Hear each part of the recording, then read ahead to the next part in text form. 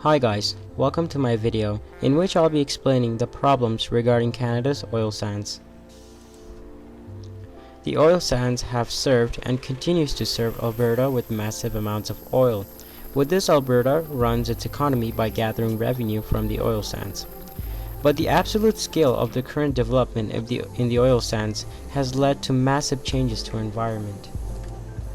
In 2006, oil sand production was at approximately 1.2 million barrels a day.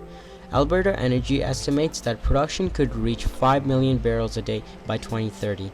Now, as the production continues to propel the Alberta economy forward, the impact that the production will create to the environment is massive. Now, to put this on perspective, I want you to imagine a few things. Imagine 30 years from now looking up to the sky and noticing these huge clouds of smog. Or envision you going fishing and the water is grey like silt. Or driving past dead bodies of animals when returning from a failed fishing trip. Or even worse, running out of drinkable water. Now, all of this is going to be facts if we don't take control of our large and rapid oil extraction. Canada is extracting large quantities of oil from the oil sands, causing major ecological harm.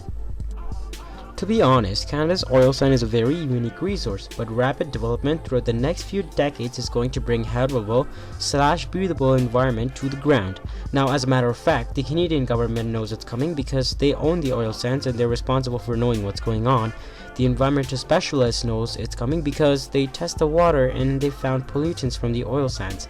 And most importantly, the First Nations knows it's coming because they have been diagnosed from cancer, and many have died due to cancer because of the development of the oil sands. Now, the reason why people are diagnosed with cancer is because the development of the oil sands disposes heavy metals such as chromium, arsenic, selenium, and other heavy metals that are known to cause cancer. Now, these metals are going to stay on the ground for a long time unless there's an outside interaction or outside thing that affects it and it gets out somehow. Now, what happens after the heavy metals get out is that it goes into the air and it acid rains, and the rain goes to the rivers and the heavy metals go to the river, and when people fish from that river, they're getting that same heavy metals into their body, and that's going to give them cancer.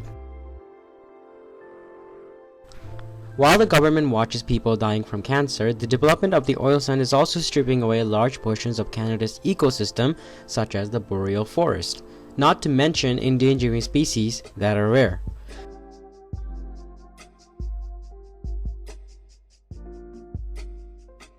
The growing demand of oil means more land has to be peeled away for oil extraction, thus causing more habitat destruction, which cannot be fixed in the future.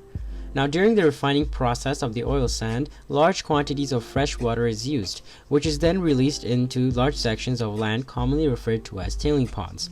Now, every year birds migrate to these tailing ponds thinking it's a normal water body, and once they land there, it's very hard for them to fly back up because the water damages their wings and other parts of their body. So the birds have to lay there dying in a slow and painful death. Now, also, the tailing ponds are barricaded with a layer of sand, which is not enough to hold the contaminated water in the tailing pond.